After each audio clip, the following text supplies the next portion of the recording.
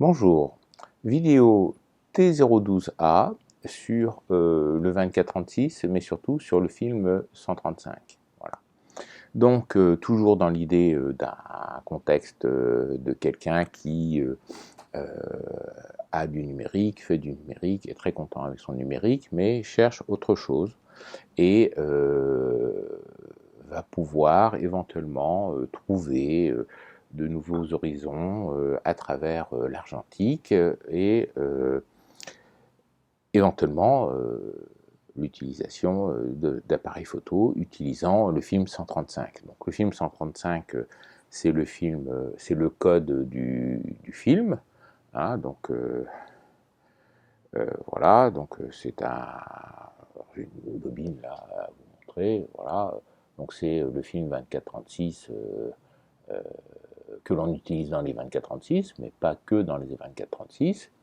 Et c'est le film standard que je vous ai déjà présenté. Alors ça, c'est un petit bout d'amorce de fin de film qui a été développé, qui m'a servi pour les démonstrations pour les cuves. Donc il y a une vidéo sur les cuves pour savoir comment développer ça. Voilà, donc là il est tout transparent. J'ai mis de la couleur rouge dessus pour essayer de le rendre un peu plus visible. Mais voilà, donc une bobine 24-36, ça se représente comme ça. Donc ça, voilà, c'est un film noir et blanc de la marque Rollet. Rollet qui n'a aucun rapport avec la marque Rolleiflex. Hein. Ils ont récupéré le nom, on ne sait pas trop comment. Voilà. Et donc, ce film, ça existe dans des... alors, ça existe en noir et blanc, ça existe en couleur, ça existe en diapositive. Alors, pour la couleur et la diapositive, trouvez le laboratoire avant d'acheter les films, parce que sinon, vous allez vous retrouver avec des films que vous n'allez pas savoir développer vous-même. Il y a des gens, il y a des vidéos sur, il y a des vidéos sur YouTube où on voit des gens qui font du développement négatif couleur C41. C41, c'est le code de la chimie. Dans leur baignoire, avec l'eau chaude et tout ça, et avec des résultats qui ont l'air d'être très, très corrects, sans machine spécifique. Pour la diapositive,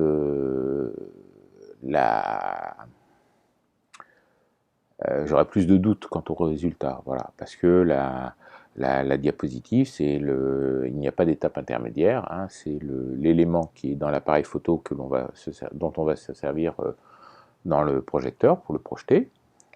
Et la colorimétrie, il n'y a pas de moyen de récupérer la colorimétrie, il n'y a pas d'étape intermédiaire. Avec le négatif couleur, il y a une étape intermédiaire. Avec le négatif noir et blanc, il y a une étape intermédiaire qui permet de récupérer des erreurs de développement, des erreurs de standardisation, qui peuvent amener des problèmes de contraste, des problèmes de couleur. Et voilà, la diapositive, voilà. Moi personnellement, j'ai déjà lu les modes d'emploi des kits de chimie et les précisions à atteindre me semblent tellement serrées que bah, j'ai jamais sauté le pas, quoi. Voilà, bah, c'est pas parce que je le fais pas que vous pouvez pas le faire. Voilà. Donc le 24-36, donc ce film-là va être utilisé essentiellement 24-36. Je vais vous présenter essentiellement du matériel 24-36, ces choses comme ça. Et on peut se poser la question de savoir pourquoi voilà, je vérifie qu'on voit tout le tableau. Pourquoi, qu'est-ce que va apporter le film 135 par rapport au film 120 que l'on a vu dans les premières vidéos c'est la T3, T4, T5, T3, T4 surtout, où je parle des Rolleiflex, des Hasselblad. Par rapport au plan film dans les chambres qu'on a vu dans les vidéos T11, enfin sur les Cinars et sur les Graflex. Voilà. Alors qu'est-ce que ça va apporter? Alors on va commencer par le bas.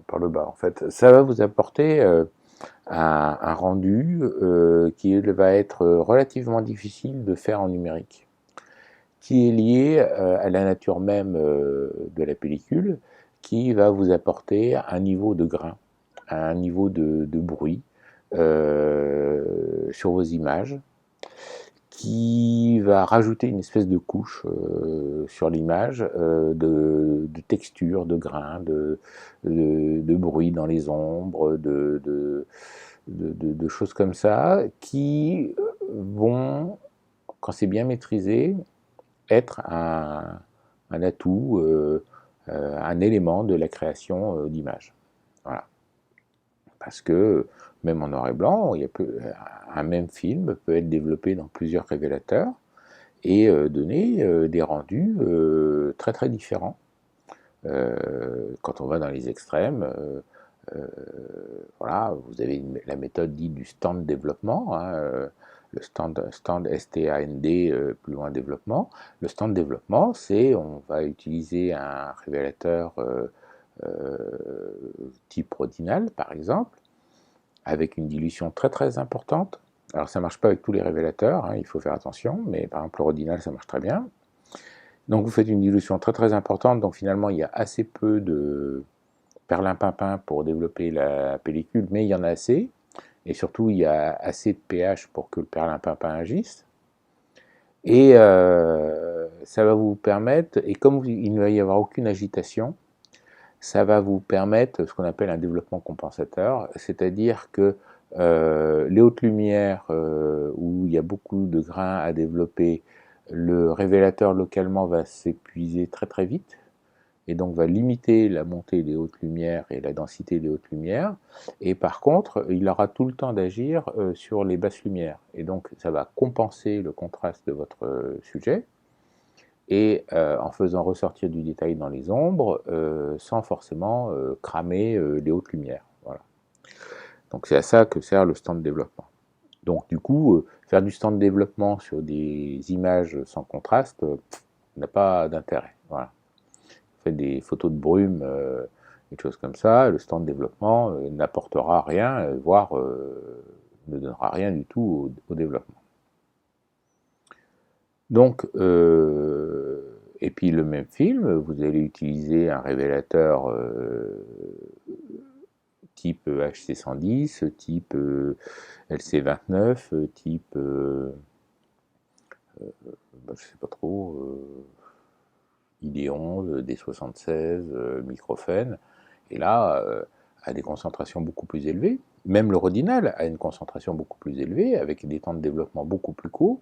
Le temps de développement, on parle de temps de entre une demi-heure et 2 heures. Voilà. Entre une demi-heure et 2 heures. De temps de révélateur sans agitation. Alors il n'y a pas d'agitation, donc c'est pas bien fatigant à faire. Mais alors que le Rodinal pour le Rodinal, on parle de dilution à 1 plus 50, 1 plus 100, 1 plus 200. Donc dans une cuve de 600 ml, et ben 1 plus 200, ça veut dire que vous mettez 3 ml de perlimpinpin, de solution concentrée, et puis vous mélangez, et puis vous mettez le film dedans, puis vous attendez 2 heures, et normalement vous avez un résultat. Le Rodinal peut s'utiliser à des concentrations beaucoup plus importantes, du genre 1 plus 25. Et là, vous avez des temps de développement beaucoup plus courts, et vous avez un révélateur qui est très énergique, en fait. Et c'est parce qu'il est très énergique qu'on peut le diluer beaucoup pour obtenir un résultat dans l'instant de développement. Alors, tous les révélateurs énergiques ne se diluent pas pour faire du stand de développement. Par exemple, alors j'ai pas essayé avec le Microphène, mais j'ai essayé avec la Q-Fin, qui est normalement une copie du Microphène. Ça marche pas du tout. Voilà, ça marche pas du tout. Donc, il faut aller sur les forums pour voir ce qui se fait, des choses comme ça. Donc, le choix du film, le choix du révélateur vont vous permettre d'avoir un rendu, et du coup, ce rendu que vous allez appliquer sur vos sujets pour obtenir les images que vous voulez. Je vous rappelle que la photographie n'est pas forcément une obligation d'obtenir le sujet réel, d'obtenir une reproduction la plus fidèle possible du sujet dans sa réalité. La photographie est un art, vous présentez des images de sujets, de la façon dont vous voulez les représenter. Voilà. Donc, on peut le faire en numérique, on peut le faire en argentique, on peut faire de plein de choses. L'important, c'est que vous maîtrisiez votre chaîne graphique pour choisir votre rendu, maîtriser votre rendu, que votre rendu soit répétitif, soit répétable. Ça, c'est important, parce que si vous pouvez le répéter, ça veut dire que vous le maîtrisez. C'est pas « Ah, bah tiens, aujourd'hui ça a donné ça, et puis demain ça donnera autre chose ». Non, ça n'est pas valable. Ça veut dire que vous ne maîtrisez pas quelque chose, ça veut dire qu'il y a quelque chose qui ne va pas, que vous n'avez pas compris. Donc, on va pouvoir utiliser préférentiellement le 24-36 et le film 135, parce que c'est quasiment le format le plus petit actuellement disponible en argentique. Ça n'a pas été toujours le cas, hein. Il y a eu des formats plus petits autrefois, comme le 110, comme le format Minox 8 mm par 10 mm. Et donc c'est le format plus petit, donc c'est le format où, par rapport à la taille de l'image, la texture de la pellicule va être représentée en plus gros. Donc si on prend une pellicule comme la Trix, qui existe en 24-36, qui existe en format 6.6, qui existe en format plan film, jusqu'à 20-25, c'est la même pellicule, c'est la même taille de grain dans tous les formats. Et quand vous le développez avec le même révélateur, vous obtenez en final la même taille de grain. Ce qui change avec le format, c'est la taille relative du sujet par rapport à la taille du grain. Et donc, si votre but est d'obtenir un rendu avec du grain, eh bien, typiquement, utiliser le plus petit format possible de film par rapport à la taille du grain va être intéressant, parce que votre grain va être proportionnellement beaucoup plus gros. Voilà. Si vous aimez le grain, sortir une 20-25 n'est absolument pas intéressant du tout. Voilà, pour ça. Quel que soit le film que vous allez utiliser. Donc, c'est une chose à bien prendre en compte, parce que si vous aimez le grain, c'est la meilleure possibilité. Après, on a un mouvement, on a une marque qui s'appelle Lomographie, qui vend très cher des appareils photo en plastique, mais qui vend aussi des pellicules avec des rendus spécifiques. Alors je sais pas comment ils se démerdent, hein, est-ce qu'ils trouvent des vieux rouleaux périmés, ou je sais pas, mais enfin bon, ils réussissent à vous sortir des pellicules avec des rendus violets, avec des rendus avec du grain, avec avec des couleurs pas possibles, ou des choses comme ça, en réemballant des films de photos aériennes, enfin je sais pas comment ils se débrouillent, mais enfin ils proposent toute une palette de films qui vont vous donner des rendus psychédéliques intéressants. Donc ils ont un site, il faut aller voir, il faut voir, et puis voilà. Alors, la lomographie fait rigoler dans tous les forums, mais ces gens-là font des photos. Voilà. Et ils font peut-être plus de photos que ceux qui rigolent de la lomographie, en plus. Bon, enfin bref. Donc je ne crache pas du tout sur la lomographie, c'est simplement, voilà, si vous avez vu un rendu avec un film Lomo qui existe en 24-36, il faut l'utiliser avec un boîtier 24-36. Donc ça, ça peut être finalement le moteur le plus important pour quelqu'un qui vient du numérique. D'autant plus, là, on est en 2020 avec tous les boîtiers d'entrée de gamme ont plus de 24 millions de pixels. Donc voilà, si vous commencez à en avoir un peu marre de l'image nette partout, avec une résolution importante et choses comme ça, et que vous voulez de la douceur, vous voulez du grain, vous voulez des choses comme ça, et bien le 24-36 est une possibilité à ne pas négliger. Et donc nous allons parler de tout ça dans cette série T012. Alors, bien sûr, on est en 2020, Et c'est dans un contexte de quelqu'un qui n'a jamais connu l'argentique avant et qui vient du numérique. Voilà. Donc, la première chose à faire, à regarder, c'est donc le 24-36 dans un contexte numérique. Voilà, dans un contexte numérique. Et avant d'acheter n'importe quoi, parce que j'ai marqué, c'est un matériel facile d'accès. Voilà, c'est un matériel facile d'accès parce que finalement, on trouve très très facilement tout ce qu'on veut, sans problème, sur eBay ou sur le Bon Coin, et ainsi de suite. Dans les placards familiaux, hein, parce que vous avez peut-être connu que le numérique, mais il y a peut-être quelqu'un dans la famille qui faisait de la photo avant et qui a gardé son appareil photo, ou ainsi de suite. Alors ça peut être des petits compacts, ça peut être des petits des réflexes d'entrée de gamme, de moyenne gamme, des réflexes plus chers, et ainsi de suite. On ne sait pas, hein, posez la question à vos oncles, à vos grands-parents, ou à vos parents, s'ils n'ont pas l'appareil photo qu'ils ont eu pour leur première communion, ou ainsi de suite, qui traîne au fond d'un placard, ou ainsi de suite, et puis bah, ça peut être un début, hein, voilà quoi. Donc c'est pas trop encombrant, c'est plus encombrant que, enfin c'est pas trop encombrant, c'est-à-dire que c'est, je vais vous en présenter un modèle amateur. Alors, chaque fois j'ai un doute dans quel sens tourner le bouchon. Voilà, hop, voilà, clac, hop. Donc voilà, par exemple, un magnifique Nicomat. Voilà, un Nicomat, c'est un Nikon amateur pour le marché allemand et japonais des années 70. Voilà. Voilà, un magnifique Nicomat. Bon, bah, vous voyez, dans la main, bah, ça tient encore dans la main, quoi. Vous voyez ce que je veux dire, c'est pas énorme, énorme, énorme. Donc c'est un matériel que l'on peut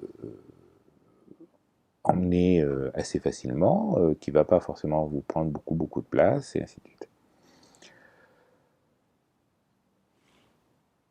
C'est un matériel, si on le choisit assez bien, qui va vous permettre d'avoir accès à des objectifs spécifiquement pour ce matériel-là, mais qui pourront peut-être être réutilisés sur votre appareil photo numérique. Alors, surtout si vous avez un mirrorless, un numérique mirrorless, il est possible que votre boîtier, par l'intermédiaire de bagues, puisse utiliser des objectifs de 24-36. Alors, en ça, alors, ceux qui ont des boîtiers Canon réflexe à miroir, euh, donc eux, ils ont la chance que la baïonnette des boîtiers EOS est de grand diamètre et que le boîtier est pas très très épais, et donc du coup il y a quelques bagues qui permettent de monter directement des objectifs de Nikon, par exemple de Nikon 24-36 dessus, ou de Leica R dessus, ou de Pentax. Pentax, je suis pas sûr. Pentax, je suis pas sûr. Mais donc ça, c'est on achète une bague sur eBay. Donc avant d'acheter du matériel argentique, si vous n'en trouvez pas dans les placards, eh bien regardez s'il existe des bagues pour votre appareil photo numérique pour pouvoir utiliser des objectifs du temps de l'argentique. Donc vous tapez, je sais pas moi, admettons que vous ayez un Sony Alpha 7 par exemple, ou un Sony Alpha 6000, et puis bah, vous dites, bah, est-ce que je peux monter des Nikon, bah, vous tapez alors NEX, N-E-X, parce que c'est la monture, c'est le nom de la monture Sony,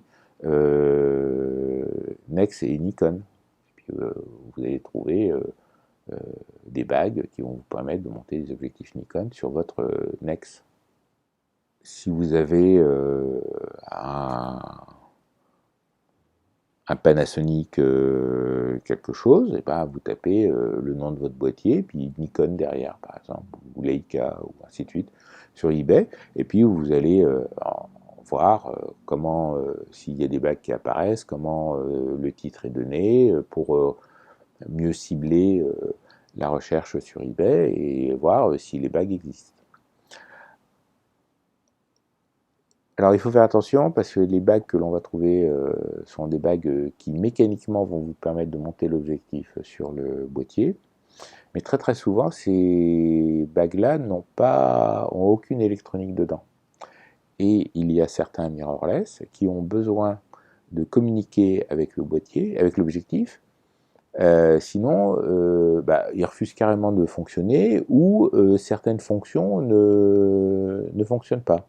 Alors moi, par exemple, j'ai un Nikon One euh, qui donc est un mirrorless, qui peut utiliser, les bagues existent sur eBay, mais ce sont des bagues sans électronique. Et si j'utilise ces bagues-là sur mon Nikon One, eh bien, je perds la fonction de la loupe de mise au point. Alors comme c'est des objectifs à mise au point manuelle, perdre la loupe de mise au point est quelque chose de pénalisant. Donc au début, j'ai acheté la bague pour monter les objectifs Nikon sur le Nikon One, les objectifs Nikon 24-36 sur le Nikon One, qui est même pas un APS-C, c'est un CX, donc c'est un tout petit format 9 par 13 mm. Et j'étais obligé d'acheter la bague de chez Nikon avec les puces pour monter mes objectifs, et qui m'a coûté très cher. Voilà, qui m'a coûté très cher. Et donc du coup, je ne peux pas monter des objectifs d'une autre marque que Nikon, parce que Nikon ne fabrique une bague que pour monter ses objectifs à lui.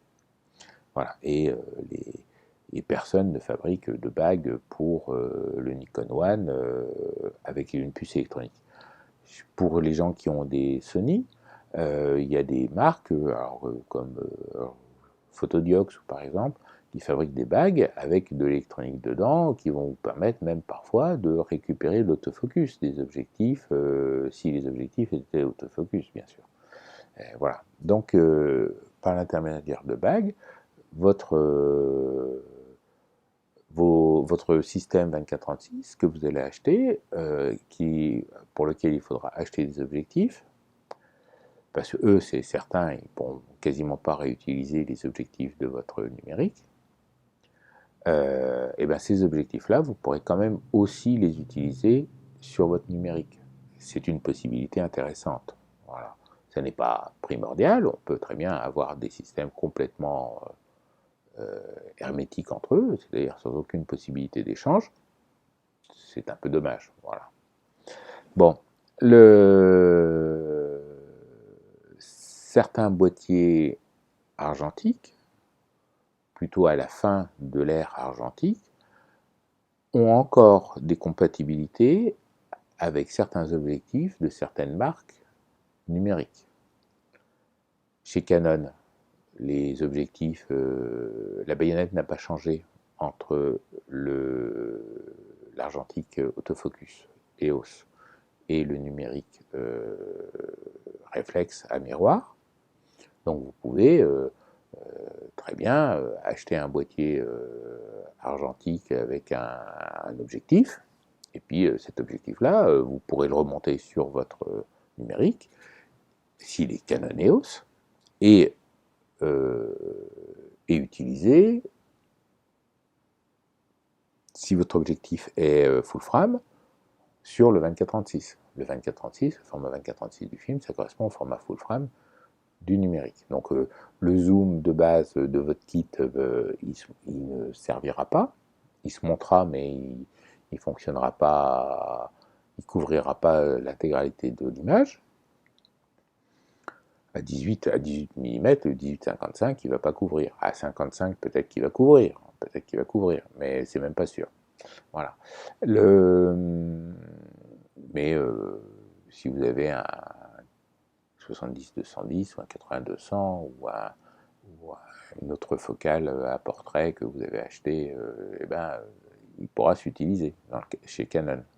Chez Nikon, c'est un peu plus délicat, parce que les derniers boîtiers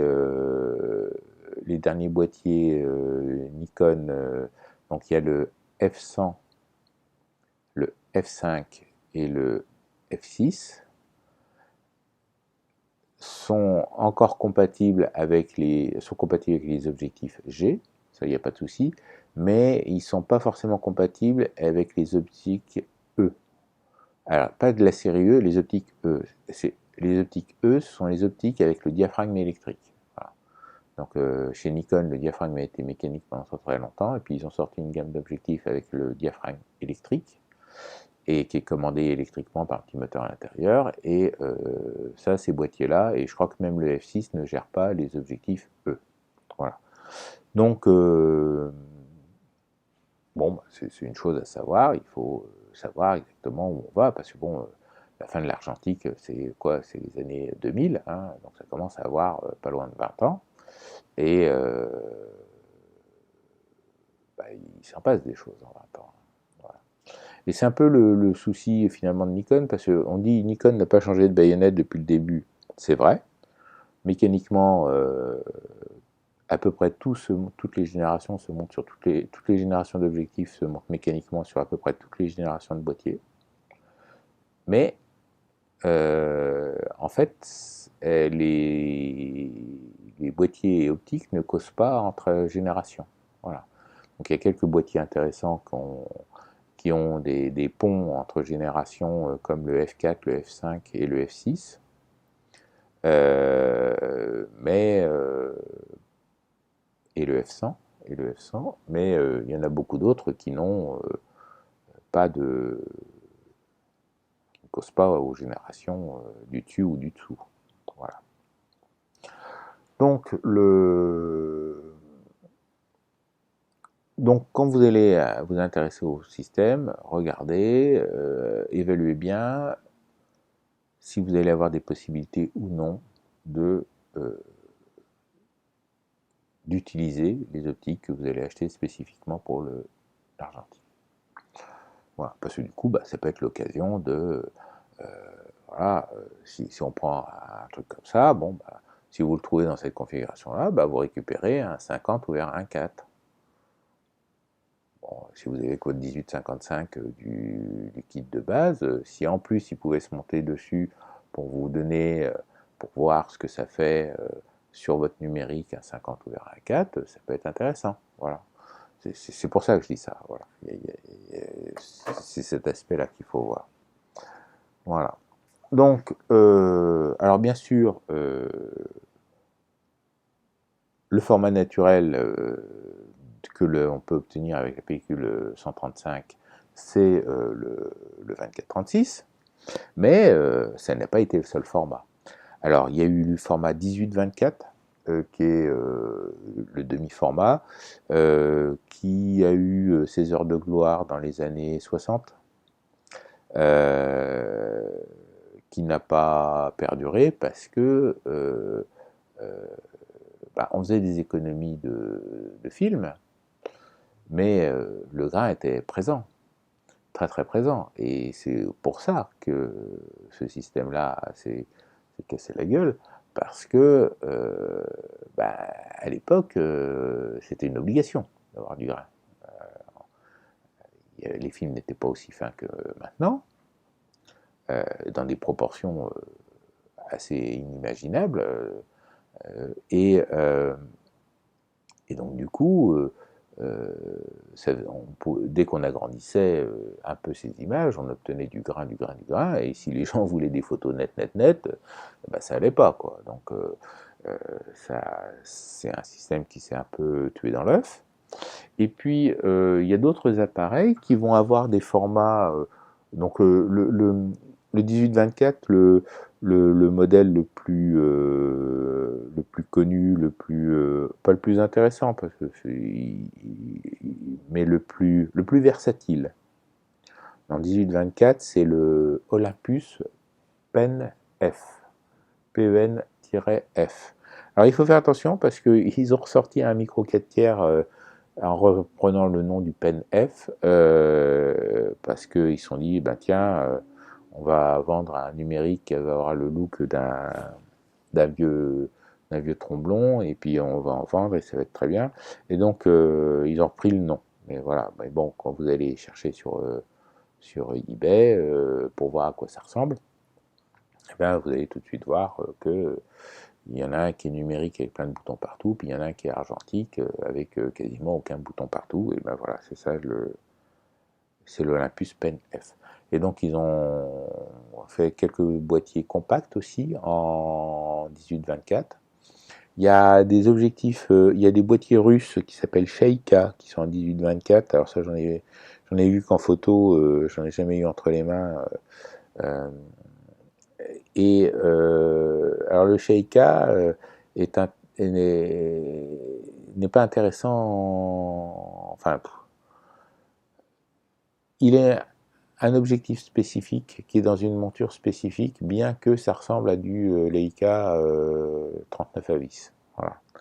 Et quand vous essayez de remonter l'objectif sur du Leica 39 à vis, le boîtier, l'objectif devrait rentrer et doit rentrer plus qu'il ne le peut, et donc ça nécessite une modification importante de l'objectif.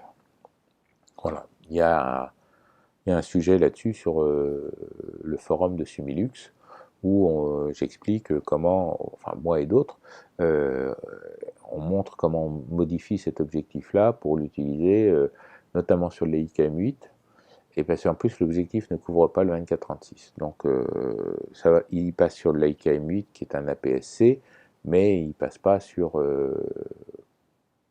du 24-36. Et donc du coup, cet objectif-là, même si vous trouvez une bague pour... parce que l'objectif est intéressant. Cet objectif-là, même si vous le trouvez, la bague en Leica 39, il faudra quand même le modifier pour le monter sur sur votre numérique pour avoir la mise au point à l'infini. Voilà. Sinon, il y a eu quelques rares boîtiers dans des formats 18-24 qui étaient des 24-36 coupés en deux pour des utilisations particulières, photos de microscope ou des choses comme ça. Il y a eu d'autres formats intermédiaires entre 18-24 et 24-36. Il y a eu du 24-27 par exemple qui a été fait pour photographier les compteurs de télécommunications téléphoniques. Voilà. Donc il y a des boîtiers comme ça qu'on voit qui traînent. Alors c'est plus des boîtiers de collection. En général, ils sont tous en panne, rincés et fatigués. Voilà.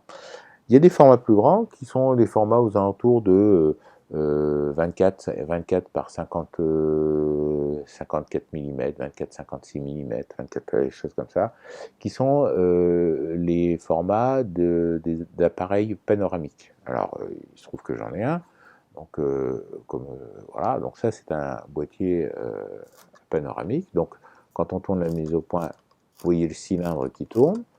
Et dans le cylindre, il y a l'objectif, et puis voilà, je représente bien, voilà. Et puis quand on déclenche, alors je suis pas allé jusqu'au bout. Et puis quand on déclenche, il faut le réveiller.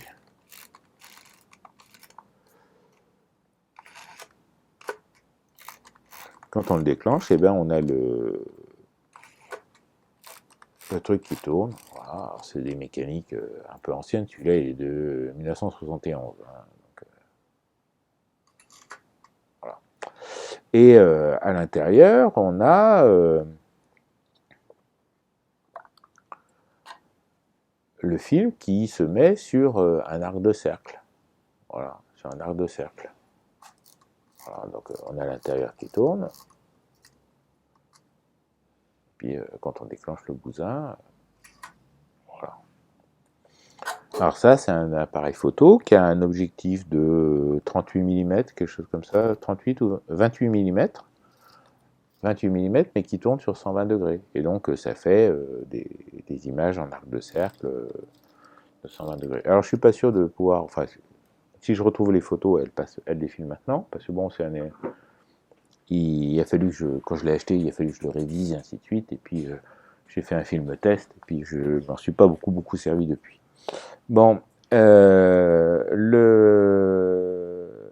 donc voilà, donc on peut avoir accès à des appareils un peu spéciaux, quoi, à balayage comme ça, qui vont vous faire des grands angles. Alors il y a, et puis on peut avoir accès à des appareils photo panoramiques. Appareil photo panoramique, alors c'est le Xpan de chez Hasselblad et c'est le Xpan 1, Xpan 2 ou le Fuji TX1, TX2. Voilà. Et bon, il y a quelqu'un qui bricole. Donc, l'appareil que je vous ai présenté, c'est un Horizon. Et donc ça c'est russe. Et sinon, il y a la version japonaise qui s'appelle le Widelux. Le Widelux, voilà. Donc faites des recherches sur Flickr, sur Xpan, Widelux, Horizon. Et alors le Xpan, lui, il n'est pas à balayage, hein, il est à c'est un format panoramique et il est horizontal. Il est plat, il est à projection orthoscopique. Voilà.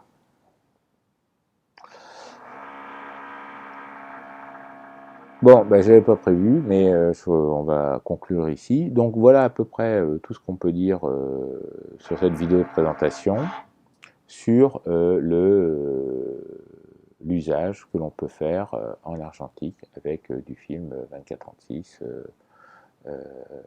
pour, comme, pour voir un peu autre chose que des images nettes partout, parfaites, et ainsi de suite. Ben, comme d'habitude, hein, soyez éco, hein, renseignez-vous bien avant d'acheter quoi que ce soit. Si vous récupérez des choses dans la famille, c'est gratuit, donc tant mieux, faites vos essais. Allez voir sur Flickr ce que l'on peut obtenir en argentique, le rendu, zoomer dans les photos pour voir les différences, ainsi de suite. Éventuellement, regardez si dans votre ville il n'y aurait pas encore un photoclub. Que les photoclubs de nos jours, de l'argentique, ils n'en font pas forcément beaucoup, hein. Ils ont quand même suivi l'évolution, enfin, allez voir. S'ils ont un labo photo, s'ils ont... un photoclub peut vous apporter deux choses. Il peut vous apporter un labo photo et il peut vous apporter un studio de prise de vue. Ça, c'est les deux choses matérielles les plus intéressantes que peut vous apporter un photoclub. Et une chose un peu moins matérielle, mais qui est tout aussi intéressante, il peut vous apporter des occasions de faire des sorties photos en rencontrant des gens, en allant se balader, et ainsi de suite, en faisant des sorties de groupe, pour aller voir des choses où vous n'auriez peut-être pas eu l'idée d'aller voir, ainsi de suite. Photographier des manifestations, photographier des choses comme ça. Donc c'est en ça que les photoclubs sont intéressants, c'est que ça donne l'occasion de rencontrer des gens qui ont la même passion que vous et qui vont éventuellement vous donner une émulation, une envie d'aller faire des choses et réciproquement, ça marche à double sens, hein, il faut, ça vous donne envie d'aller voir, de venir, et ainsi de suite. Enfin voilà, donc soyez éco pour essayer de comprendre, d'optimiser. Faites des images. Au revoir.